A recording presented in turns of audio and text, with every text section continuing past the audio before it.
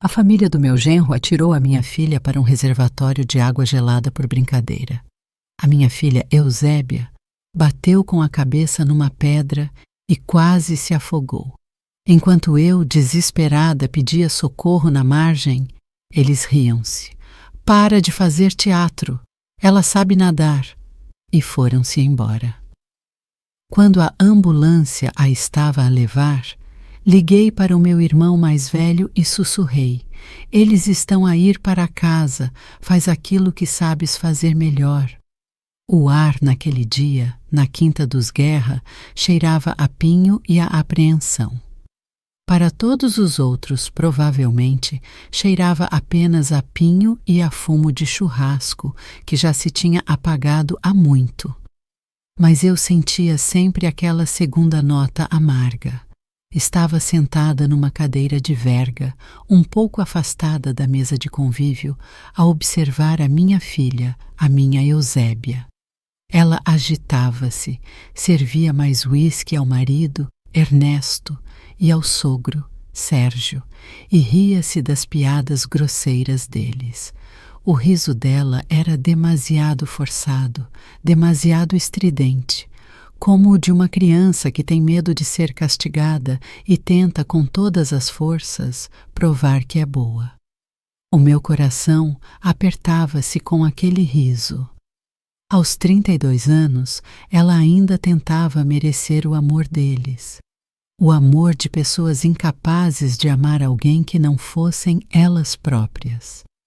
A casa de campo deles era a sua medida.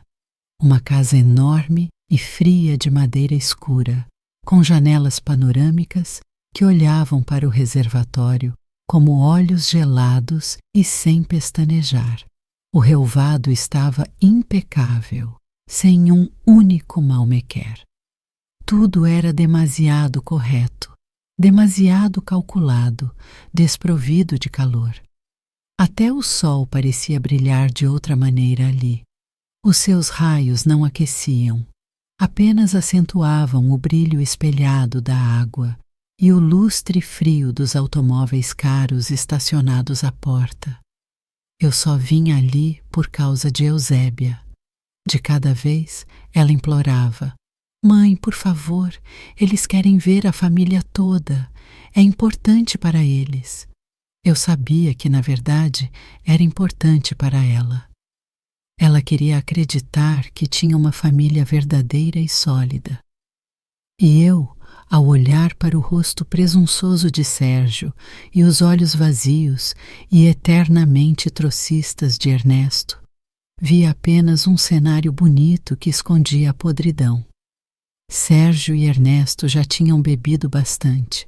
A sua falsa jovialidade tinha sido substituída por uma agressividade desinibida. Falavam alto, gesticulavam, e em cada movimento transparecia um sentido de impunidade absoluta.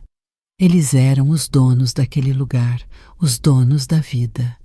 E Eusébia era para eles apenas mais um objeto bonito na sua coleção. "Mas que é que a nossa menina da cidade veste tanta roupa quente?" trovejou Sérgio, avaliando Eusébia com um olhar pesado. Ela vestia um casaco de outono grosso e jeans. "Tens medo de te constipar, menina delicada." Eusébia sorriu confusa. "Está apenas a ventar, senhor Sérgio." "A ventar!" bufou Ernesto, imitando o pai. No nosso tempo, as raparigas tomavam banho em outubro e pronto, eram temperadas. E agora? Uma geração de estufa. Senti o meu interior gelar. Não gostei daquela conversa. Parecia o afiar de uma faca, lento, metódico, com antecipação. "Deixem-na em paz", disse eu calmamente, mas de modo a que eles ouvissem. A minha voz soou estranha naquela varanda, como o ranger de uma tábua antiga numa casa nova. Ernesto virou-se para mim e um brilho de maldade cintilou nos seus olhos. Ele odiava que eu me intrometesse, considerava-me uma velha neurótica que trezia pela filha. "Dona Yolanda", Não se preocupe, estamos só a brincar, não é, Seninha? Ele piscou o olho à minha filha. Eusébia acenou, forçando mais um sorriso. Claro, mãe, está tudo bem. Mas não estava tudo bem. Vi Ernesto trocar um olhar cúmplice com o pai. Era o olhar especial deles, predador, conspiratório. A forma como os lobos olham para uma ovelha antes de atacar. Então vamos ver quão temperada és, disse Sérgio de repente, levantando-se da mesa. A sua figura maciça projetava uma sombra longa. Ernesto, ajuda-me lá. Vamos levar a nossa Eusébia para a água, para ela se refrescar. O que é que estão a fazer? Eu também me levantei. O meu coração batia rápido, como um pássaro enjaulado. Sérgio, parem. Não tem piada. Mas eles já não me ouviam. Agarraram Eusébia pelos braços. Ela deu um grito assustado, mais pela surpresa do que pelo medo. Ainda pensava que era um jogo. Ernesto, não! Pai, larguem-me! Balbuciou ela, tentando libertar-se, mas o seu riso transformou-se num soluço nervoso. Ela não queria estragar-lhes o humor, não queria parecer fraca. Arrastaram-na pelo relvado até ao cais de madeira. Corri atrás deles. Parem imediatamente. Estão bêbados. Não sabem o que estão a fazer. Não me prestaram atenção. Eu era um estorvo, um zumbido aborrecido. Puxaram-na até a ponta do cais, suspensa sobre a água escura e gelada. O reservatório parecia negro, sem fundo. Então, menina da cidade, mostra-nos a tua classe, rugiu Ernesto. Não, por favor, não! Gritou Eusébia.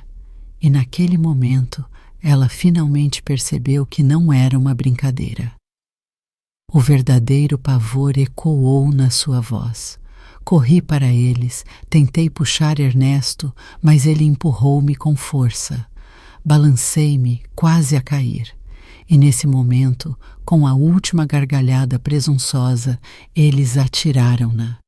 Tudo aconteceu num instante.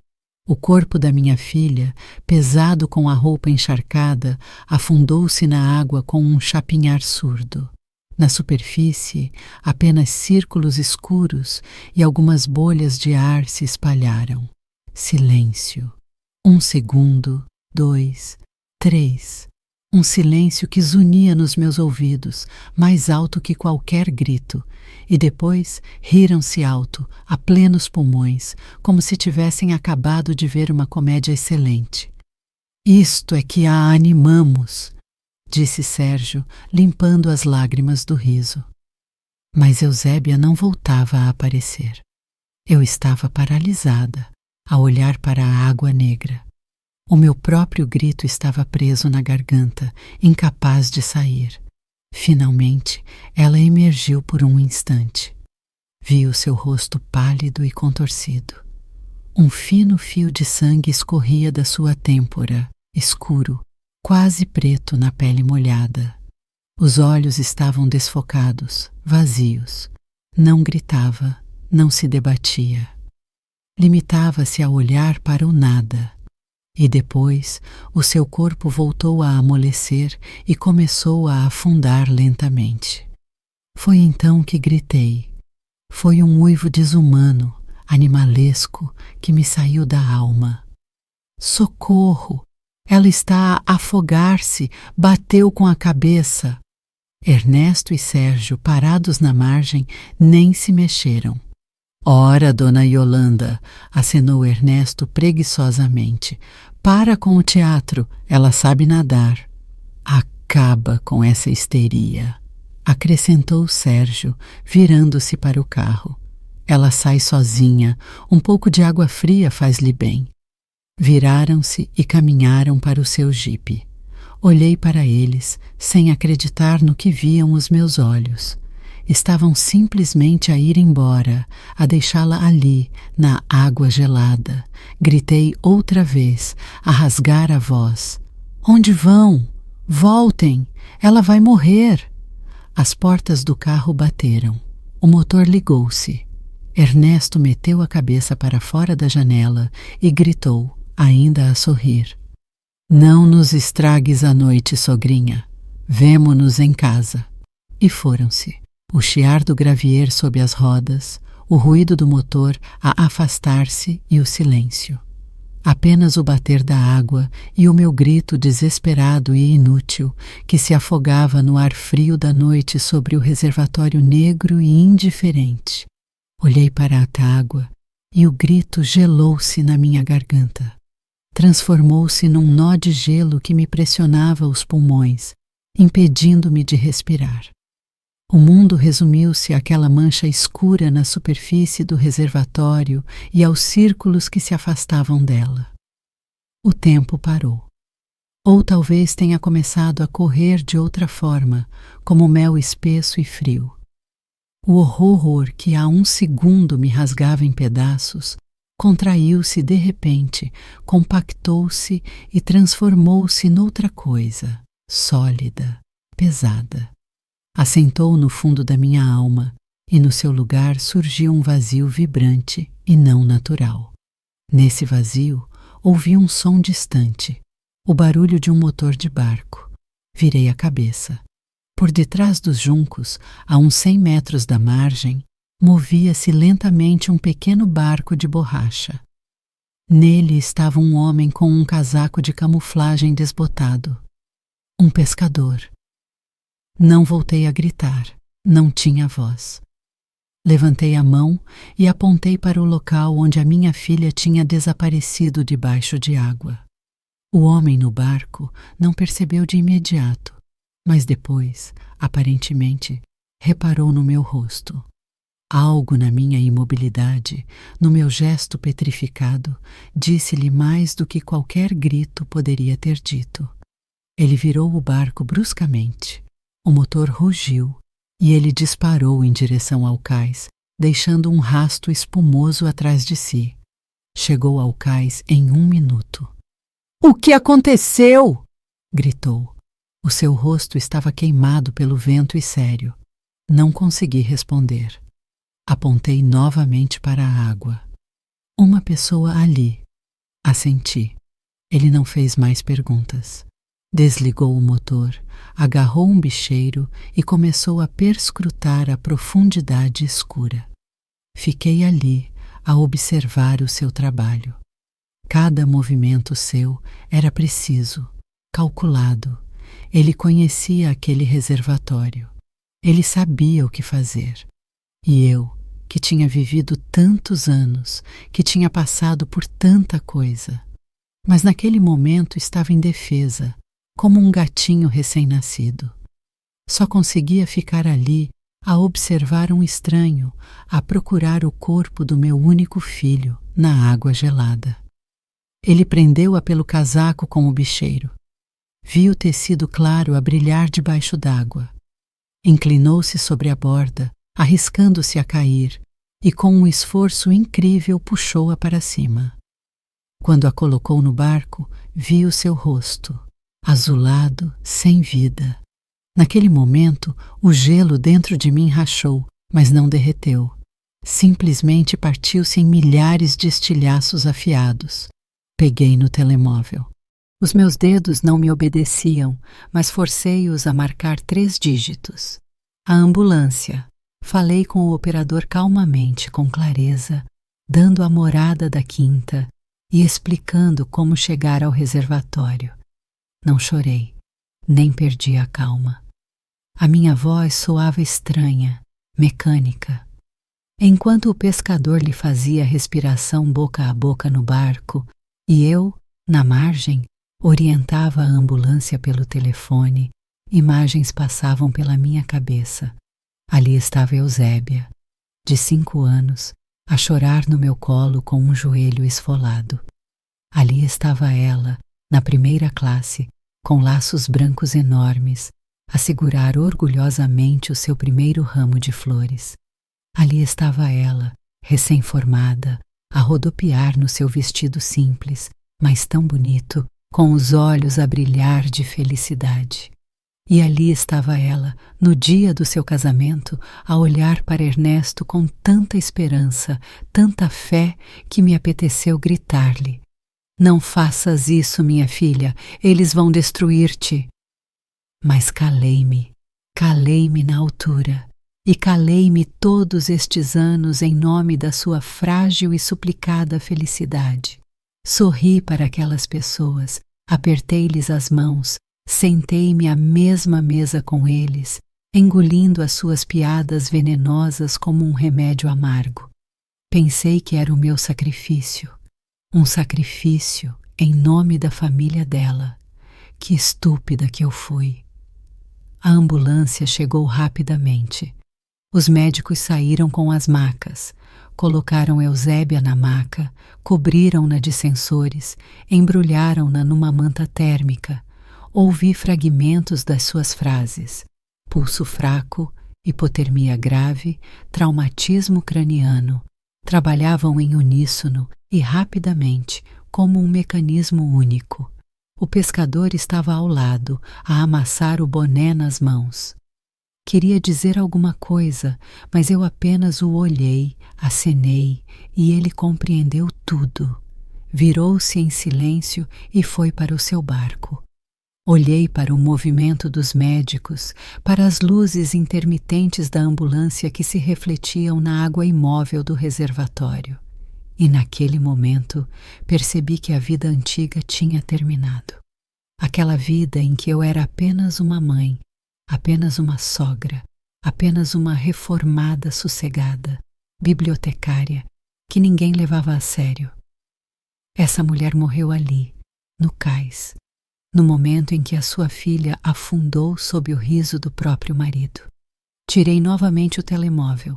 Os dedos já não tremiam de choque. Agora tremiam de outra coisa, de uma fúria fria, pura como água destilada, de uma decisão tomada. Folheei a agenda, nomes, nomes, nomes. E ali estava ele, uma única palavra: Fernando. Não ligava para aquele número há mais de 10 anos, desde que ele destruíra a carreira de uma pessoa muito influente e ele próprio fora praticamente apagado da profissão. Tivemos uma grande discussão na altura. Eu não aceitava os seus métodos, a sua obsessão, a sua crueldade. Mas agora era exatamente disso que eu precisava. Carreguei no botão de chamada. Ficaram longos toques. Tinha a certeza de que ele não atenderia ou teria mudado de número, mas ao quarto toque, a sua voz grave e rouca soou no auscultador. Estou. Ele não reconheceu o meu número. Claro, Fernando, sou eu. A minha voz era baixa, quase um sussurro. Eu não queria que os médicos me ouvissem. Aquela não era uma conversa para eles. Do outro lado, pairou o silêncio, longo, pesado. Quase senti fisicamente como ele se endireitou, como as engrenagens funcionaram no seu cérebro. Ele não perguntou o que tinha acontecido. Nunca perdia tempo com perguntas vazias. Estou a ouvir, Yolanda, disse ele finalmente. Olhei para a estrada por onde o carro dos Guerra tinha partido 15 minutos antes. Eles já deviam estar a aproximar-se da cidade, certamente com a música ligada, a rir, a antecipar uma noite agradável em casa. Ainda não sabiam que o seu mundo confortável já estava a ruir. Eles estão a ir para casa, sussurrei para o telemóvel. Faz aquilo que sabes fazer melhor. Não esperei por uma resposta. Limitei-me a desligar. A decisão estava tomada. Todas as pontes estavam queimadas. As regras antigas já não existiam. Os médicos fecharam as portas da ambulância. A sirene uivou e o veículo, a levantar Gravier, arrancou, levando a minha filha. E eu fiquei na margem daquele reservatório negro, nas sombras crescentes, e pela primeira vez em muitos anos não senti medo, mas sim uma calma estranha e assustadora. a calma de uma pessoa que acabou de acionar o gatilho. Chamei um táxi. Chegou rapidamente um carro velho que cheirava a gasolina e ambientador barato. O motorista, um homem mais velho de bigodes, olhava para mim preocupado no retrovisor. Devo ter parecido assustadora, com a roupa suja de terra e o rosto que parecia ter se transformado numa máscara cinzenta. Tentou falar comigo, perguntou se estava tudo bem, mas eu mantive-me calada. Todas as palavras tinham ficado lá, na margem. Durante todo o caminho até ao hospital da cidade, olhei pela janela para as luzes que passavam, mas não as via. Na minha cabeça, com uma fria e distante clareza, outra imagem girava. A imagem do que estava a acontecer naquele exato momento na casa dos Guerra. Eu podia imaginar. Quase via o seu jipe preto a entrar pelos portões automáticos da sua casa enorme, parecida com uma fortaleza. Sérgio saía primeiro, pesado, arrogante. Atrás dele, Ernesto, ainda a sorrir, cheio de um vigor embriagado. Entravam no seu hall, estéril e sem vida, que cheirava a perfume caro e a lustra móveis. Os seus passos ecoavam no silêncio.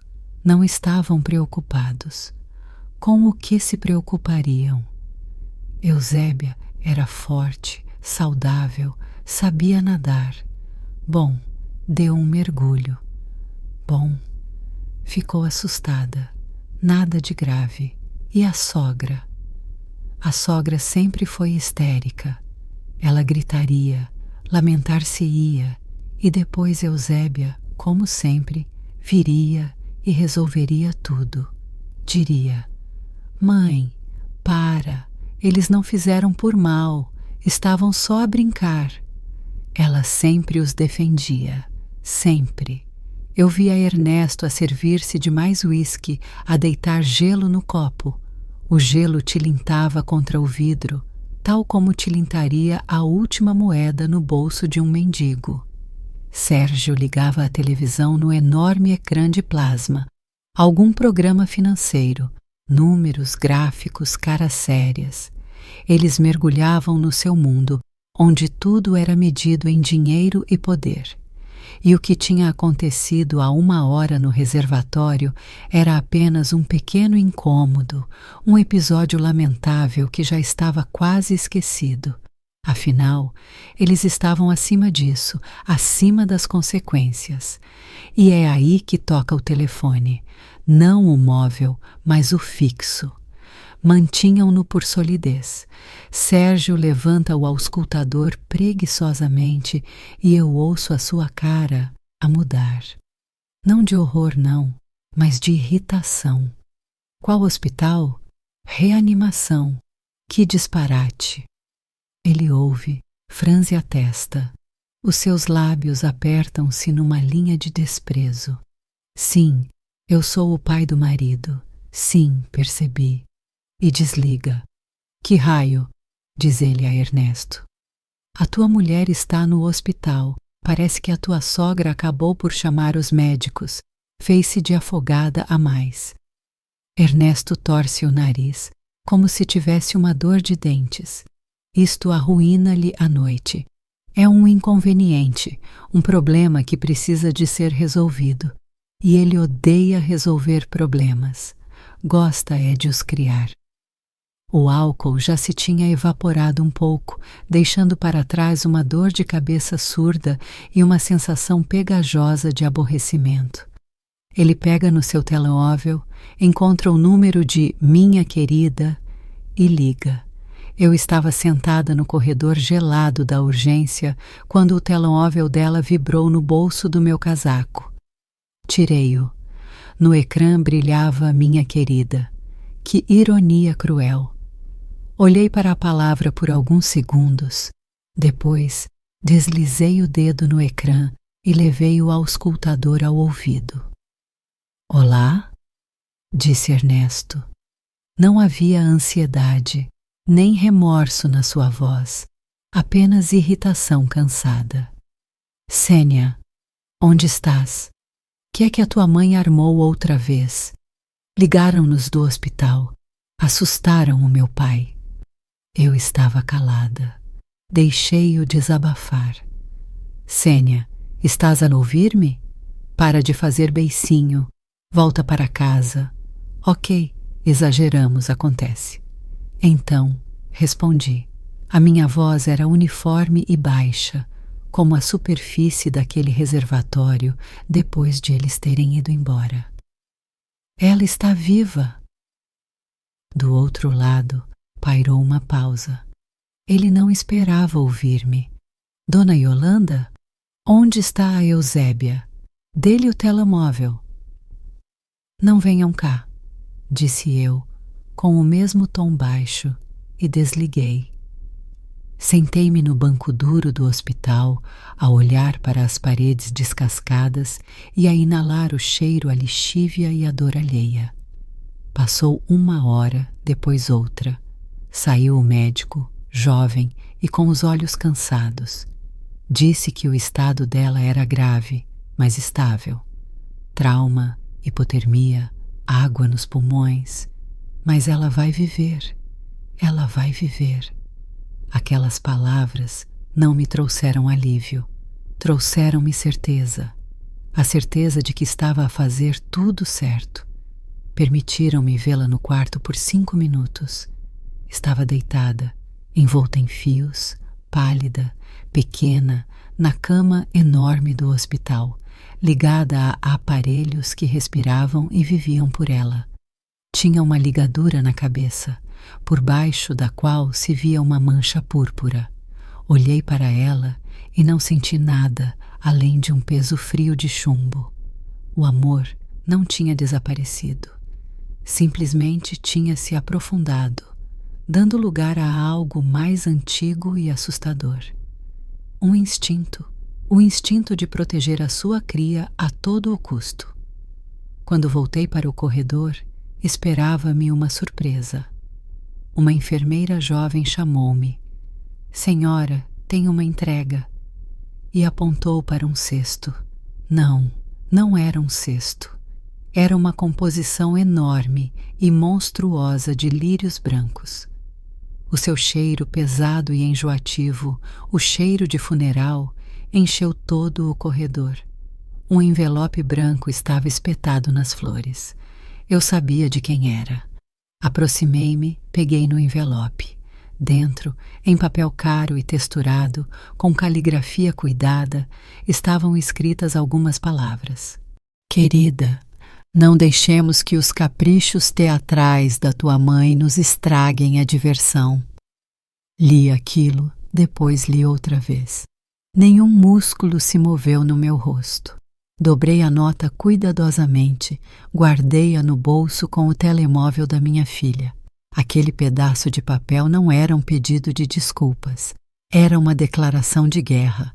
Eles não só não estavam arrependidos, como nem sequer percebiam o que tinha acontecido. Ainda pensavam que era um jogo, um espetáculo encenado por mim. Ainda se consideravam os realizadores. Não sabiam que eu já tinha mudado o guião, e na minha versão daquela peça estavam reservados para eles papéis completamente diferentes. Virei-me para a enfermeira. Deite isto fora, por favor, disse eu, acenando para os lírios. A minha filha é alérgica. A enfermeira olhou para mim perplexa, depois para as flores luxuosas, depois de novo para mim. Pena e incompreensão misturavam-se no seu olhar. Ela deve ter pensado que eu tinha enlouquecido de dor. Acenou e saiu. E eu fiquei no corredor, que agora parecia ainda mais cinzento e anônimo, sem aquela mancha branca berrante. Passei a noite no hospital, sentada numa cadeira dura junto à porta da reanimação. Não dormi. Olhava para a porta branca, atrás da qual a minha filha lutava pela vida, e pensava. Mas não eram os pensamentos que costumam vir à cabeça de uma mãe numa situação dessas. Não rezava, não chorava, nem repassava na minha mente o que tinha acontecido. Eu estava a traçar um plano. Eu sabia que Fernando já tinha começado a agir. Eu conhecia o meu irmão. O meu breve telefonema não foi apenas um pedido para ele, mas um sinal. Um sinal que ele esperava, sem o saber, durante todos aqueles anos de esquecimento. Fernando era como um cão de caça que tinha sido mantido acorrentado por muito tempo. No passado, ele tinha sido o melhor jornalista de investigação do país. Ele via as pessoas por dentro, sentia a mentira como um predador sente o cheiro do sangue. Sabia encontrar os fios que outros tinham medo até de puxar, mas os seus métodos eram demasiado duros, demasiado implacáveis para o mundo lustroso do grande jornalismo. Ele não jogava pelas regras. Abria abscessos sem se importar com quem seria salpicado pelo pus. E um dia ele mexeu com a pessoa errada. A sua carreira foi destruída.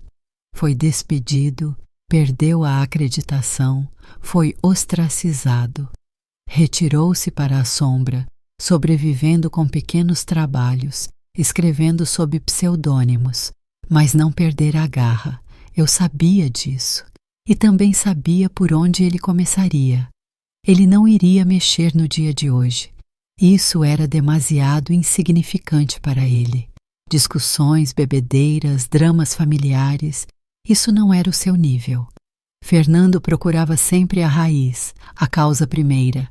Ele iria vasculhar o passado de Sérgio Guerra.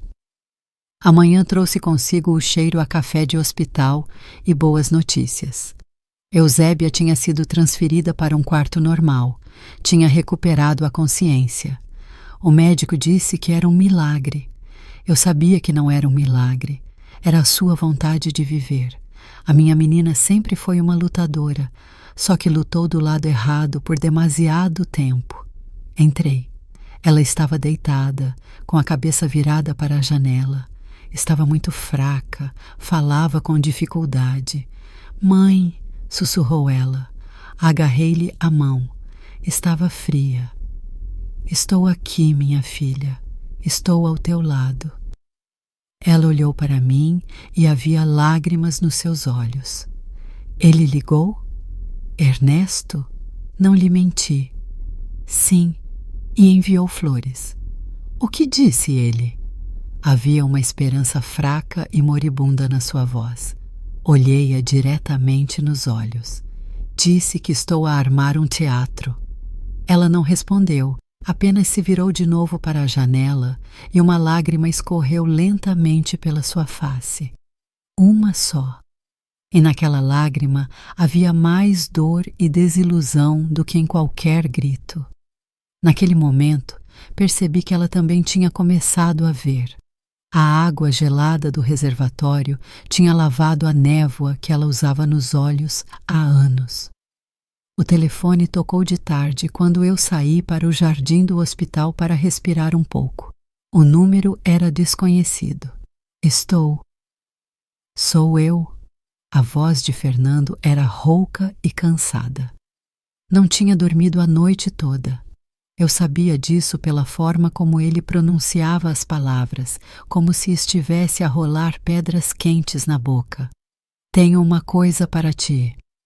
Ele não perdeu tempo com rodeios. Foi direto ao assunto. Encontrei os arquivos antigos, há 22 anos. O mesmo reservatório, um barco diferente. Sérgio Guerra e o seu então sócio, um tal André Silveira. Foram pescar. Só Guerra voltou. Disse que Silveira estava bêbado, caiu borda fora, bateu com a cabeça na hélice. Acidente. Eu ouvia, e o frio que se tinha instalado em mim na margem do reservatório tornava-se mais denso. O caso foi encerrado uma semana depois, continuou Fernando. Demasiado rápido para uma história dessas. Encontrei o inspetor que o conduziu, Pedro Gonçalves. Está reformado, a criar abelhas numa aldeia perto de Coimbra. O velho hesitou muito, continuou ele, mas eu sei ser convincente. Eu sabia o que ele queria dizer. A sua convicção podia quebrar qualquer um. Gonçalves desabou, disse que tinha sido pressionado por cima, muito fortemente. Trouxeram-lhe um envelope com dinheiro e uma fotografia da filha, que era estudante, e ele assinou tudo. Disse que aquele pecado o atormentava a vida inteira. O cenário que se desenhava era horrível, feio, mas terrivelmente lógico. Mas isso não é tudo, disse Fernando. Silveira tinha um filho. Tinha uns 15 anos na altura. Não falavam com o pai. Ele tinha abandonado a família. Encontrei-o. Agora trabalha como mecânico em Setúbal. Odeia o pai, mas guardou alguns pertences dele. Entre eles, cartas. Cartas que Silveira escreveu à irmã pouco antes de morrer. Nelas, ele diz abertamente que Guerra o enganou. Retirou-lhe quase todos os ativos do negócio. Ele ia apresentar queixa ao Ministério Público. Uma semana depois daquela carta, afogou-se acidentalmente. Fechei os olhos. Aquele medo vago e inexplicável que eu sentia todos aqueles anos perto dos Guerra. Aquela ansiedade que todos, incluindo a minha própria filha, atribuíam ao meu temperamento excessivamente preocupado. Não era preocupação, era intuição, um instinto animal profundo que me gritava que havia monstros ao lado da minha filha. Não me surpreendi, não fiquei chocada. Senti uma estranha e arrepiante confirmação, como se tivesse andado a vida inteira num quarto escuro a tropeçar nos móveis. E de repente, alguém acendeu a luz e vi que o quarto estava cheio de armadilhas. E agora? Perguntei. A minha voz estava absolutamente calma. Agora temos uma alavanca, respondeu Fernando. Eles pensam que é uma zanga de família. Ainda não sabem que estamos a jogar outro jogo. Ele tinha razão. Isto já não era uma reação ao ato deles. Já não era a vingança de uma mãe ofendida. Tinha se tornado um ato de restabelecimento da justiça, daquela justiça que, há 22 anos, tinha sido afogada naquele mesmo reservatório, juntamente com o corpo de André Silveira. Eu estava disposta a ir até o fim. Agora tinha não só o direito, mas também a prova. Desliguei e fiquei muito tempo sentada no banco do jardim do hospital. O sol de outono brilhava fracamente através dos ramos nus das árvores, mas não aquecia. Olhei para as minhas mãos. Já não tremiam, estavam calmas. Eram as mãos de uma pessoa que sabe o que fazer a seguir. Os 2 dias seguintes passaram-se num nevoeiro de rotina hospitalar. Eu levava-lhe caldo, que cozinhava no quarto num pequeno fogão elétrico, ajudava-a a ir à casa de banho, lia-lhe Essa de Queiroz em voz alta. Quase não falamos do que tinha acontecido. As palavras eram desnecessárias. Algo novo estava a ser construído entre nós, frágil, mas real. Uma compreensão silenciosa. Ela já não tentava justificá-los. Limitava-se a ficar calada. E no seu silêncio havia mais condenação do que em todas as minhas palavras. Ernesto já não ligou. Aparentemente decidiu atacar-nos pelo cansaço. Esperou que Eusébia a acalmasse e lhe ligasse, como acontecia antes depois das discussões deles. Não percebia que desta vez era diferente. Ele ainda estava a jogar o seu jogo pelas suas regras, no seu pequeno mundo confortável, onde ele era o rei. Não sabia que, para lá do seu mundo, já se acumulavam nuvens. O desenlace chegou no 3º dia. Eu imagino-o assim. Sérgio Guerra está sentado no seu enorme escritório, decorado com carvalho escuro e couro. A mesa está impecavelmente arrumada. Uma caneta cara, uma agenda, vários telefones. Está a analisar o resumo matinal da bolsa. Está calmo. Tem a situação sob controlo. O pequeno problema familiar com a nora quase não o incomoda. É um problema de Ernesto, pequeno, cotidiano, resolvível. As mulheres criam sempre problemas. Basta ser firme, e elas rastejarão a pedir desculpa.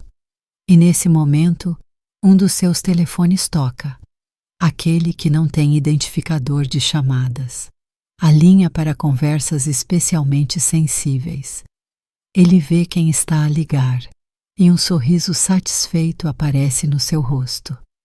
É um velho amigo, um peixe grande da administração regional, um homem a quem ele ajudou a resolver problemas durante anos. Um homem que lhe devia favores. Paulo Antunes, que bom ouvi-lo, diz ele com a sua voz suave e confiante. A que devo a honra. Mas do outro lado ele ouve não uma saudação amigável, mas um tom seco, frio, quase hostil. Sérgio Guerra, tenho um assunto sério contigo. E não é por telefone. Guerra franze a testa. Não gosta daquela entoação. Ela perturba a ordem habitual das coisas. Aconteceu alguma coisa? Aconteceu. A voz no auscultador torna-se ainda mais dura, que hoje me visitou um homem. Apresentou-se como jornalista. Embora não pareça um jornalista, mas sim um ex-inspetor da Polícia Judiciária dos anos 90, muito insistente. Dentro de Guerra, algo se contrai pela primeira vez. Um nó frio e desagradável. E o que é que ele queria? Pergunta, tentando que a voz soe indiferente, como de costume. Queria um caso de 20 anos atrás, o caso de um tal André Silveira. Fez perguntas muito desagradáveis sobre o barco, sobre dinheiro, sobre a tua discussão com ele na véspera da sua morte. Ele sabia detalhes que só 3 pessoas podiam saber. Tu, eu e o falecido inspetor Gonçalves. O escritório, que há um minuto parecia a fortaleza do seu poder e estabilidade, começa de repente a encolher. O ar rareia, ele fica em silêncio. Sérgio, continua Paulo Antunes, e na sua voz já não há vestígios da antiga amizade, apenas aço. Eu encobri essa história uma vez, não o farei uma segunda vez. A minha reputação é-me mais cara. Aconselho-te a resolveres este problema rapidamente e a garantires que o meu nome não volte a aparecer nele. Nunca! Entendeste-me? E desliga. Sérgio Guerra fica sentado no silêncio. O resumo da bolsa no ecrã do monitor parece-lhe uma mistura sem sentido de números. Ele olha para suas mãos, as mesmas mãos que atiraram a minha filha para a água gelada. E pela primeira vez em muitos anos sente-as a suar. Não percebe imediatamente. O seu cérebro, habituado a ameaças diretas, auditorias fiscais, ataques de bandidos, aquisições hostis, não consegue ligar os factos. Um jornalista qualquer, um caso antigo. Que ligação? Chama Ernesto. Ele entra no escritório, descontraído, com um leve cheiro a álcool. Passou a manhã no ginásio, depois num bar. Ainda está à espera de uma chamada de Eusébia. O que aconteceu? Pergunta preguiçosamente. Sérgio olha para o filho. Olha por muito tempo examinando, e nos seus olhos vazios e presunçosos vê de repente não um herdeiro, mas a fonte de todos os seus problemas. A tua sogra? Diz ele devagar, pausadamente. Disse alguma coisa? Ameaçou? Ernesto sorri. A sogra? O que é que ela pode fazer? choraminga, queixa-se a ceninha e pronto, como sempre. Ela ligou a alguém depois que aconteceu? Ernesto pensa: acho que não. Estava parada na margem, como uma estátua. Gritava alguma coisa, mas eu não ouvi. E é aí que atinge Sérgio, lentamente, como veneno a entrar no sangue. Aquela velha sossegada e discreta que eles nunca levaram a sério. Aquela voz calma e morta ao telefone, quando ela atendeu a chamada de Ernesto. Aquela recusa em falar. Não era desespero, era um plano. Ele salta, aproxima-se da janela. O seu mundo tão sólido, tão inabalável, construído sobre dinheiro, contactos e medo alheio, começa a tremer. Percebe que não se trata de uma zanga de família, nem sequer da nora afogada. Trata-se do que aconteceu há 22 anos naquele mesmo reservatório. Alguém desenterrou o túmulo que ele tinha cimentado com tanto cuidado e ele percebe quem o fez. Não ela, claro. Ela apenas carregou no botão. Ela puxou o fio. Aquele telefonema que ela fez da margem não foi para a ambulância ou para a polícia. Foi uma chamada para o carrasco. Ela tem um irmão, diz ele em voz baixa, mais para si do que para Ernesto. Fernando Coelho, jornalista, ou melhor, ex-jornalista. Esqueci-me completamente dele. Ernesto olha para o pai, perplexo. Não percebe a dimensão da catástrofe. Ainda pensa na mulher, nos inconvenientes, na noite estragada. E Sérgio já percebeu tudo. Percebeu que a granada que ele próprio tinha colocado nas mãos daquela mulher sossegada estava com o pino puxado. E durante todos aqueles anos, ela apenas segurou o clipe. E naquele dia na margem do reservatório, ela soltou-o. Agarrou o telefone. Começou a ligar para todas as pessoas cujos números estavam guardados na memória separada e encriptada do telefone. Pessoas que se tinham alimentado da sua mão durante anos, que lhe deviam a sua posição, o seu bem-estar. Ele ligava, e a sua voz, habitualmente autoritária e calma, falhava, exigia, ameaçava, implorava. Tentava acionar o mecanismo habitual, o mecanismo de supressão, o mecanismo de apagar a verdade inconveniente. Mas o mecanismo falhou. Do outro lado, ouvia perplexidade, fria cortesia e, mais frequentemente, bipes curtos. O seu mundo já não lhe obedecia.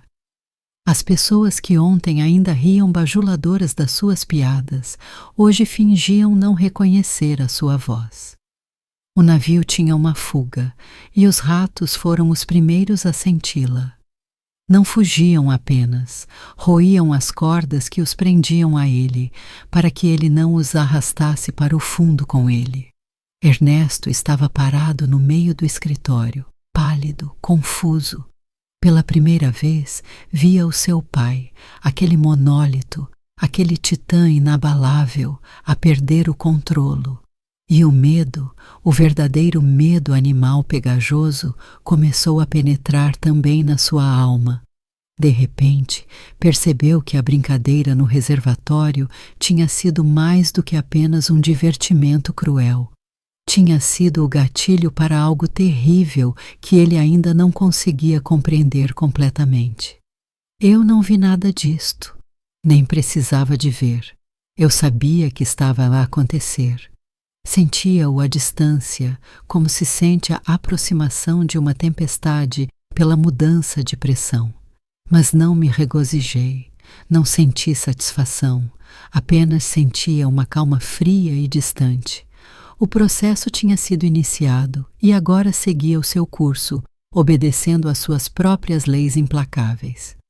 Naquele dia, Eusébia melhorou significativamente. Já conseguia sentar-se na cama, apoiada em almofadas. A cor voltou-lhe ao rosto. Conversamos um pouco, e ela adormeceu pela primeira vez naqueles dias com um sono calmo e profundo. Saí do quarto para não a incomodar, não queria vaguear pelos corredores sombrios do hospital, e lembrei-me que no rés do chão, na ala antiga, havia uma biblioteca, um quarto pequeno, esquecido por todos, onde quase ninguém entrava. Eu trabalhei como bibliotecária durante 40 anos. Aquele era o meu mundo. Um mundo onde tudo obedecia à ordem, onde cada livro tinha o seu lugar, onde reinava o silêncio e a sabedoria. Encontrei-a. Uma porta com uma placa velha e lascada. Biblioteca. Entrei. O quarto era pequeno, empoeirado, com um teto abobadado alto. Cheirava a papel velho e a esquecimento.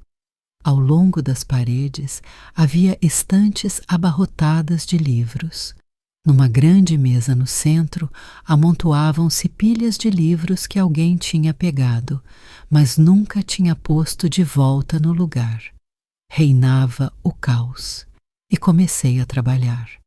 Não porque alguém me tivesse pedido, mas porque eu precisava.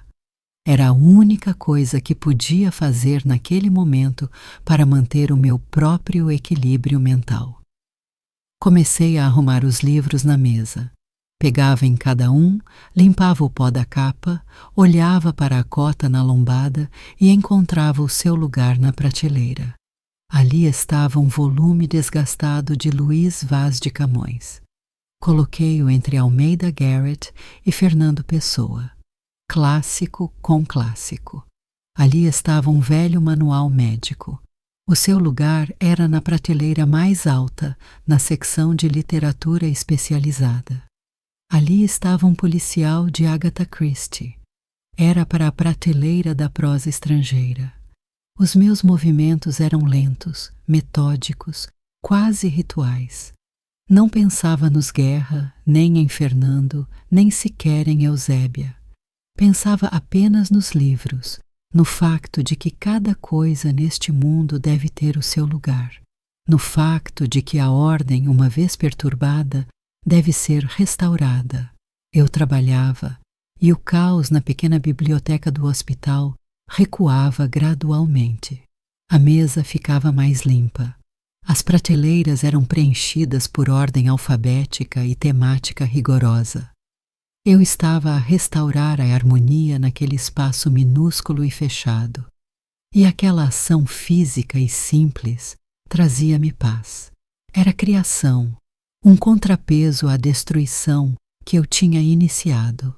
A certa altura, o meu telemóvel tocou. Era Fernando. Encostei o auscultador ao ombro, continuando a arrumar os livros. Ele está a andar às voltas como um animal enjaulado, disse Fernando sem rodeios. A sua voz estava calma, mas eu ouvia nela notas de um entusiasmo predador. Está a ligar para toda a gente, a tentar pressionar, comprar, intimidar. Mas é tarde demais. A informação já se espalhou. Os seus velhos amigos fogem dele como de um leproso. Tornou-se tóxico. Bom, disse eu, colocando no lugar um grosso volume de Guerra e Paz. Ele sabe que fui eu. E ele sabe que estou por detrás de ti. Ele vai tentar agir, provavelmente de forma bruta, vai enviar os seus homens. Estou pronto, só queria que soubesses. Eu sei, respondi. Tem cuidado. Não te preocupes comigo, maninha, riu-se ele. Há muito que não vivo onde estou registrado. Estou seguro. Mas eles, em breve, vão precisar de um bom advogado. Embora, receio, nem isso ajude. Despedimo-nos. Guardei o telemóvel no bolso e peguei no livro seguinte. Era um conto de fadas infantil com ilustrações coloridas. Passei a mão pela capa lustrosa. Não sentia medo por Fernando. Ele estava no seu elemento. Não sentia ódio pelos Guerra. Para mim, já não eram pessoas, mas objetos. Figuras num tabuleiro de xadrez que eu própria tinha colocado em Zugzwang. Não precisava de ver o pânico deles. Não precisava de ouvir as suas vozes assustadas. A sua agonia não me interessava. Naquele momento, naquela biblioteca calma e empoeirada, eu estava absolutamente em paz. Estava apenas a pôr ordem na biblioteca, na minha vida, no mundo da minha filha. Sabia que em breve o último livro encontraria o seu lugar na prateleira e então viria o silêncio, o verdadeiro, completo e final. Quando o último livro da mesa encontrou o seu lugar na prateleira, senti um cansaço profundo, não físico, mas da alma, como se tivesse completado um trabalho muito longo e difícil. Olhei em volta para o quarto calmo e arrumado. Agora reinava a harmonia. Saí da biblioteca, fechando a porta com cuidado, e voltei ao mundo dos cheiros de hospital e dos sons abafados. E, entretanto, do outro lado da cidade, a agonia de Sérgio Guerra atingia o seu pico. Ele esgotou todos os seus recursos. Os seus telefonemas já não se completavam. As suas ameaças provocavam apenas irritação. Percebeu que o seu império, que lhe parecia eterno e inabalável, era apenas um castelo de cartas e alguém tinha puxado a carta mais importante da fundação. O desespero é um mau conselheiro. Leva pessoas inteligentes a cometer atos estúpidos e previsíveis. E Guerra, tendo perdido a capacidade de agir com subtileza, decidiu agir de forma bruta. Passou para o último argumento que lhe restava: a força. Chamou o chefe da sua segurança, um homem taciturno com uma mandíbula pesada e olhos vazios, um ex-agente de operações especiais que fazia o trabalho mais sujo por ele. Preciso da morada daquele jornalista, Coelho, e preciso que falem com ele muito a sério, para que ele se esqueça não só do meu nome, mas também do dele. O homem da mandíbula pesada acenou em silêncio. Para ele era trabalho comum. Encontrar uma morada naquela cidade não era difícil, especialmente quando se tem acesso a certas bases de dados. Uma hora depois, 2 carros escuros e discretos, sem matrícula, pararam no pátio de um bloco de 9 andares na periferia da cidade. 4 homens corpulentos com casacos pretos idênticos saíram. Entraram no prédio, que cheirava a gatos e umidade, e subiram ao 7º andar. Aproximaram-se do apartamento número 47. Uma porta de derantina gasta. Uma campainha antiga, ainda da era soviética. Um deles pressionou o botão. Silêncio como resposta. Ele pressionou novamente. Mais uma vez, silêncio. Arrombem! Ordenou o mais velho sucintamente. Não se deram ao trabalho de mexer na fechadura. Um deles, o mais maciço, afastou-se alguns passos, correu e rebentou a porta com o ombro e o batente, com um estrondo ensurdecedor. Invadiram o interior, mas o apartamento estava vazio. Não estava apenas vazio, estava morto. Uma fina camada de pó nos móveis velhos e desordenados. Uma pilha de jornais amarelados na mesa da cozinha, uma flor seca num vaso no parapeito da janela. Era óbvio que ninguém vivia ali há muito tempo. Caíram numa armadilha, simples, mas ainda mais humilhante por isso. Enquanto se entreolhavam confusos na penumbra do apartamento fantasma, a poucos quilômetros de distância, num quarto anônimo de hotel alugado, o meu irmão Fernando olhava para o ecrã do seu portátil. No ecrã estava aberta uma interface de plataforma de blog. O texto já estava escrito. O título brilhava em letras garrafais e predadoras. Afogar-se 2 vezes no mesmo reservatório. Uma história de impunidade de 22 anos. Abaixo do título estava um texto seco, mas devastador. Factos, datas, nomes, cópias das cartas de Silveira. Citações de uma entrevista secreta com o ex-inspetor Gonçalves gravada. O testemunho do pescador que resgatou Eusébia. Uma fotografia do ramo de lírios com a nota anexada. E, por fim, o relato do que tinha acontecido no reservatório há 3 dias. Tudo estava exposto com uma precisão fria e protocolar, sem emoções, sem acusações, apenas factos. Mas a sua justaposição era mais assustadora do que qualquer veredicto. Fernando olhou para o relógio. Estava à espera daquele momento. Sabia que eles viriam buscá-lo. Ele próprio lhes tinha dado aquela pista através de um dos seus informadores. Sabia que a força bruta seria o seu último lance desesperado. E ele usou-a. No exato momento em que os homens de guerra arrombavam a porta do seu apartamento antigo, demonstrando os seus métodos a todo o prédio, Fernando moveu o cursor do rato para o botão Publicar. Embaixo, sob o texto do artigo, já estava preparada uma lista de destinatários. Os e-mails de todas as grandes agências de notícias do país, as redações de todos os canais de televisão regionais e federais, as moradas oficiais da Comissão de Investigação, do Ministério Público, do Ministério da Administração Interna, as moradas de bloggers conhecidos e figuras públicas. Respirou fundo, expirou e carregou no botão. No segundo seguinte, carregou em enviar, no programa de e-mail. Pronto, o mecanismo tinha sido acionado. O gênio tinha sido libertado da garrafa. Os primeiros minutos, nada aconteceu e depois o seu telemóvel, que estava ao lado na mesa, começou a ganhar vida. Primeiro, uma chamada, depois uma segunda. Depois, começou a vibrar sem parar. Jornalistas, com cheiro a sangue, atiraram-se à caça. A história que Sérgio Guerra tinha tentado enterrar tão cuidadosamente não só veio à superfície. Explodiu. A tentativa de pressão física, a porta arrombada no apartamento. Tudo isso não se tornou uma refutação, mas sim uma confirmação.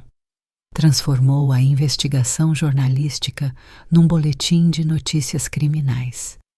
A história tornou-se viral instantaneamente. Dezenas de sites a apanharam. Espalhou-se pelas redes sociais. O apelido Guerra, em poucas horas, passou de um símbolo de sucesso e respeitabilidade a um sinônimo de crime e crueldade. A sua última tentativa desesperada de silenciar a verdade levou apenas a que a verdade gritasse em voz alta, tão alto que todos a ouviram. Eles queriam apagar uma faísca, mas em vez disso, provocaram um incêndio florestal. E agora só lhes restava uma coisa: ficar parados a ver as chamas a devorar o seu mundo. Fernando desligou o telemóvel e o portátil. Guardou-os no saco, levantou-se e aproximou-se da janela. Lá embaixo, a cidade alheia e indiferente fazia barulho. O seu trabalho estava feito. Agora, outras forças entravam em jogo, maiores e mais lentas. A máquina do Estado, a opinião pública. Ele tinha feito o que sabia fazer melhor. Apenas contar uma história verdadeira. E a verdade, como se sabe, às vezes é mais assustadora do que qualquer ficção. Passou um mês. Eu estava no meio da sala de estar, que até há pouco tempo era estranha, e agora estava apenas vazia. O ar cheirava a cartão, a pó e a despedida. Os raios de sol, a atravessar as janelas sujas, desenhavam longas riscas no chão, onde as partículas de pó dançavam. A última caixa estava selada. Passei a mão por ela. Estava escrito com a letra torta de Eusébia. livros, frágil. A minha filha estava sentada no parapeito da janela, com os joelhos abraçados. Olhava para a rua, para a vida agitada e indiferente da cidade. Neste mês, ela mudou muito. Não por fora. Exteriormente, continuava a mesma, esguia, loira, com grandes olhos sérios, mas algo tinha desaparecido do seu olhar. Tinha desaparecido aquela tentativa desesperada e bajuladora de agradar a todos. A ansiedade tinha se ido. No seu lugar surgira uma sabedoria calma, um pouco triste. Amadureceu mais neste mês do que nos 10 anos anteriores. Trabalhamos em silêncio, num silêncio acolhedor e confortável, que só existe entre pessoas muito próximas. Não precisávamos de palavras para nos entendermos. Cada movimento estava cheio de significado. Eu embalava cuidadosamente a sua chávena favorita em jornal, e ela acenava-me agradecida. Ela encontrava uma fotografia antiga, onde estávamos as duas num parque, e um sorriso leve e calmo aparecia nos seus lábios. Não estávamos apenas a fazer as malas. Estávamos a desmantelar os escombros da sua vida passada, a separar cuidadosamente o que valia a pena guardar do que era preciso deixar ali para sempre. Neste mês, o mundo à nossa volta virou. A história publicada por Fernando teve o efeito de uma bomba. Foi aberto um inquérito criminal. Primeiro, um pelo facto da tentativa de assassinato de Eusébia. Depois, após o testemunho do velho inspetor e do filho de Silveira, o caso antigo de 20 anos atrás foi reaberto. Sérgio e Ernesto foram presos. Os seus rostos, confusos, incrédulos, foram mostrados em todos os canais de televisão. O seu império empresarial ruiu. Os sócios viraram-lhes as costas, as contas foram congeladas. O seu mundo, construído sobre o medo e o dinheiro, desmoronou-se em pó. Nós não seguíamos isto intencionalmente. Não líamos notícias, nem víamos talk shows onde se discutia a queda deles. Não precisávamos disso. A nossa guerra tinha terminado no dia em que Fernando carregou no botão publicar. Tudo o resto era apenas consequência. Só nos interessava a nossa própria vida, pequena e tranquila. Eusébia pediu o divórcio. Foi uma decisão dela, firme, calma, tomada sem lágrimas nem histerias. Ernesto tentou escrever-lhe longas cartas da prisão, cheias de arrependimento e amor. De repente, lembrou-se de como a amava, de como não podia viver sem ela. Eusébia lia as cartas e depois rasgava-as em pequenos pedaços em silêncio. Já não acreditava em palavras. A água gelada do reservatório ensinou-a a acreditar apenas em ações. E pronto, a última caixa estava selada. Este capítulo da vida tinha terminado. Eusébia saltou do parapeito da janela e veio até mim. Olhou para as paredes vazias, para o chão nu. Não havia mais nada ali que a ligasse àquele lugar. Para onde vamos agora? Perguntou ela. A sua voz era baixa, um pouco incerta, como a de alguém que andou muito tempo no escuro e de repente saiu para a luz. Tirei as chaves do bolso em silêncio, velhas conhecidas, com um porta-chaves em forma de um pequeno livro de prata que ela me tinha oferecido há muitos anos. Comprei o nosso antigo apartamento de volta, disse eu simplesmente. Aquele perto da biblioteca. Lembras-te? Ela olhou para mim e os seus olhos arregalaram-se. Neles brilhou a surpresa e depois uma alegria quente e silenciosa. Aquele apartamento, pequeno, de 2 quartos, num prédio antigo de tijolo. o soalho rangente, o teto alto, a enorme janela do quarto dela que dava para um pátio verde e tranquilo. Era o lugar onde ela cresceu, o lugar onde fomos felizes. Vendi-o quando Eusébia casou, para os ajudar com a primeira prestação desta casa grande e vazia. Arrependi-me todos estes anos, e agora recuperei a nossa casa. Coloquei as chaves na palma da mão dela.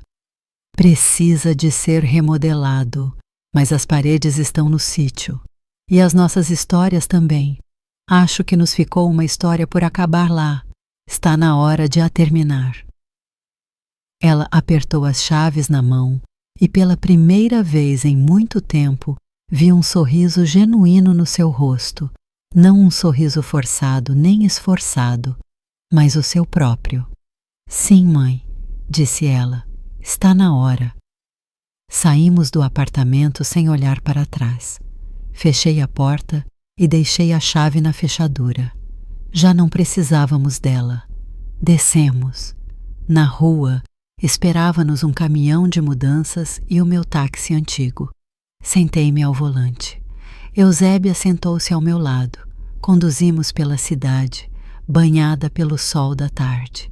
Olhei para a estrada e pela primeira vez em muitos anos não senti ansiedade pelo futuro. Eu sabia que íamos conseguir.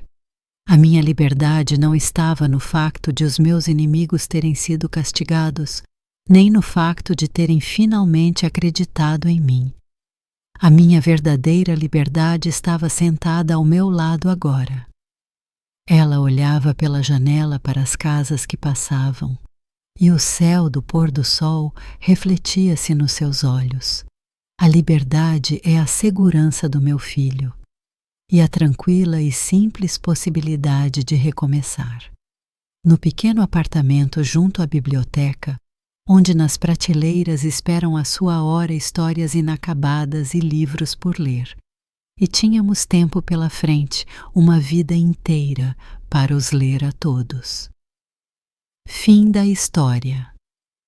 Aqui fica o final da história original, que mantenho para ser Birebir, exatamente o mesmo, mas que o leitor deve reconhecer como um epílogo narrativo, tal como no original. E assim termina a história de Iolanda. Uma história sobre a força tranquila, o amor de mãe e a justiça que, por vezes, chega não através de ruidosos processos judiciais, mas através de um único telefonema. Esta história leva-nos a refletir sobre muitas coisas, sobre onde está a linha entre a vingança e o restabelecimento da ordem, entre o perdão e a impunidade. Iolanda não gritou, nem apelou à consciência de quem não a tem.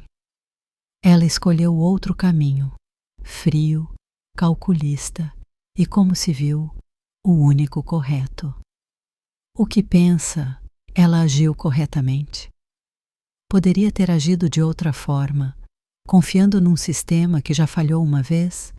Ou será o seu ato a única resposta possível ao mal absoluto que se esconde sob a máscara da respeitabilidade? Esta escolha não é apenas uma reviravolta no enredo. É uma profunda questão moral para a qual, provavelmente, cada um terá a sua própria resposta. Estou muito interessado em saber o que pensa.